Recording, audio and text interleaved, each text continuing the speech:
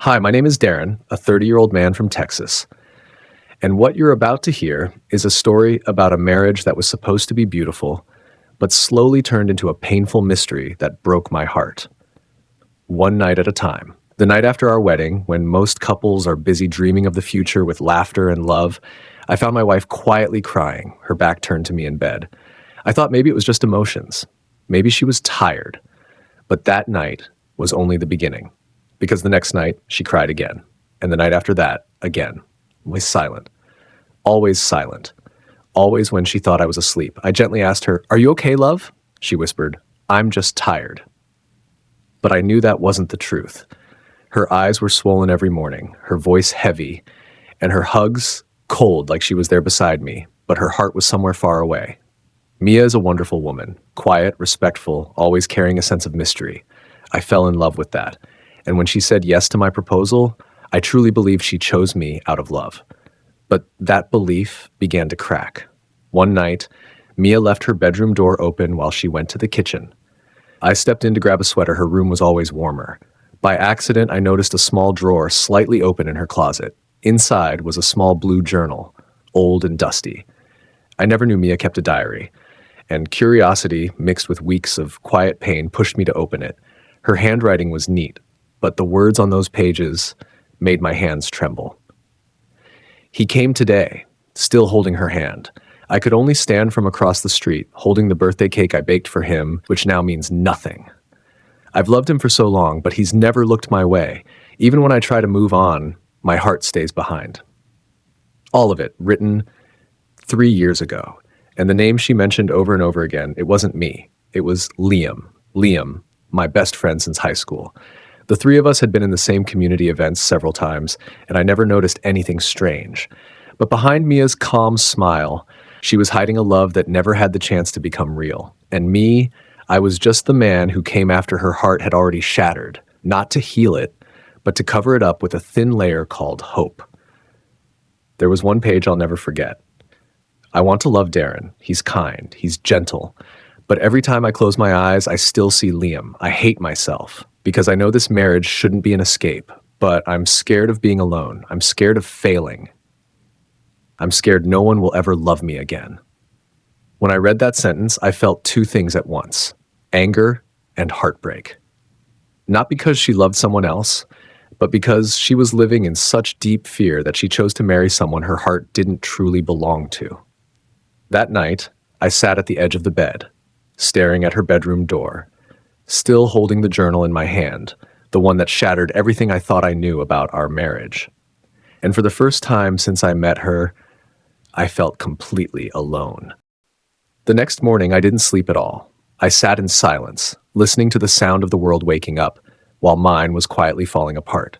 Mia came into the room, dressed in her usual soft tones, her hair loosely tied.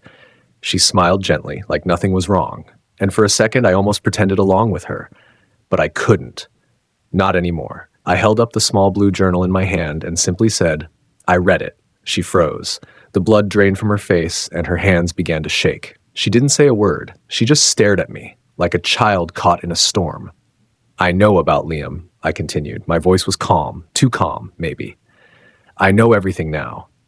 Tears welled up in her eyes immediately. She didn't even try to deny it.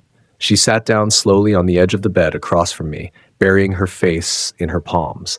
"I never meant to hurt you," she whispered through her fingers. "I swear I didn't." "Then why did you marry me, Mia?" My voice cracked. "Why would you say yes if your heart still belonged to someone else?" She looked up at me with eyes red and raw. "Because I thought I could fix myself. I thought if I chose someone good, someone kind, if I chose you, I'd finally stop hurting." "I'm not a bandage," I said. "I'm not someone you marry to forget someone else." "I know," she sobbed. "I know." But I didn't know what else to do. I was so tired of being alone, so tired of waiting for someone who never looked back at me. The room fell silent again. Just the sound of her crying softly into her hands, and me staring blankly at the wall, trying to process everything she just said. I wanted to be angry. I wanted to yell. But all I felt was sadness. Because deep down, I believed her. I believed she tried. I believed she wanted to love me. But sometimes, love doesn't come just because we want it to. And that's what broke me the most. She reached out, slowly placing her hand on mine. I do care about you, Darren, more than you know. And maybe that's why this hurts so much, because you're the last person I ever wanted to hurt. I looked at her, really looked at her. This wasn't the cold, distant woman I'd grown used to in our short months of marriage. This was someone drowning in guilt, in confusion, in a heart that never truly healed. And suddenly, I didn't know what to do, because how do you stay when you were never the one she dreamed of? But how do you leave when the person in front of you is breaking apart? We sat there in silence for a long time, the kind of silence that feels heavy, like it's pressing against your chest. Outside, I could hear birds chirping and a car passing by. The world kept moving as if nothing had happened. But inside that room, time stood completely still. I don't hate you, I said softly. Mia looked up at me with swollen eyes, as if she didn't believe what she just heard. You don't, she whispered. No, I don't. I should, maybe. I have every reason to, but I don't. I sighed and looked down at my hands. What I feel is grief for a version of us that never got to exist. She nodded slowly, trying to keep herself from crying again. I wanted so badly to be that version, she said, to be the wife you deserve, to love you the way you love me. You can't force your heart to forget someone else by giving it to the next person, I replied. That's not fair to either of us. I know, she said. But you have to believe me. I never thought I'd still be haunted by him. I thought I was okay, and then I wasn't. She got up and walked toward the window. The morning light spilled across her face. She looked tired, empty, like she'd been fighting a war inside her head and losing every single day. Liam never even saw me, she said. Not really. He was always chasing someone else. But I couldn't stop waiting. I wasted years of my life hoping he'd look back, and by the time I realized he wouldn't, I had nothing left. That's when you came. And you made me feel safe, like maybe I could finally move on. I stood up too, unsure of what to say. I thought I was your beginning, I said, not your escape. That's when she turned to face me and said something I'll never forget.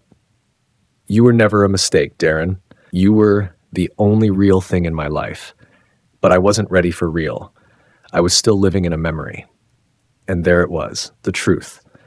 The reason she cried every night, the reason her smile never reached her eyes, she wasn't mourning me, she was mourning something else, someone else. And I had become the quiet casualty in a war I never knew I was part of. I walked toward the door, not because I wanted to leave, but because I needed air. I paused for a moment, my hand on the doorknob. What do you want now, Mia? I asked without turning back. Do you want to try, or do you want to let this go before we both get more hurt? Her voice trembled behind me. I don't know. And that answer, more than anything, was enough to break my heart all over again. I stepped outside. The morning air hit my face, cool, quiet, still heavy with dew, but it didn't clear my mind. If anything, it made the silence inside me feel louder. I sat on the porch steps, staring at nothing, just breathing, trying to make sense of what had just happened, trying to make sense of what I was even feeling. I wasn't angry at her. Not the kind of anger that makes you slam doors or throw things. It was a quiet kind of anger, the kind that sits beneath your ribs, not yelling, just aching. Not because she didn't love me, but because I loved her anyway. Minutes passed. I didn't count how many. Then I heard the door creak behind me. Mia sat down beside me, knees tucked to her chest, arms wrapped around them like a child who needed to feel safe. I'm sorry, she said again. Her voice was small. I know it doesn't change anything, but I need to say it. I didn't say anything. I just looked at her. I thought I'd let go of him, she continued. I thought by choosing you, I'd finally be free. But love doesn't work like that. It doesn't listen to logic. It just lingers, even when it shouldn't. I finally spoke. You still love him? She hesitated, then nodded.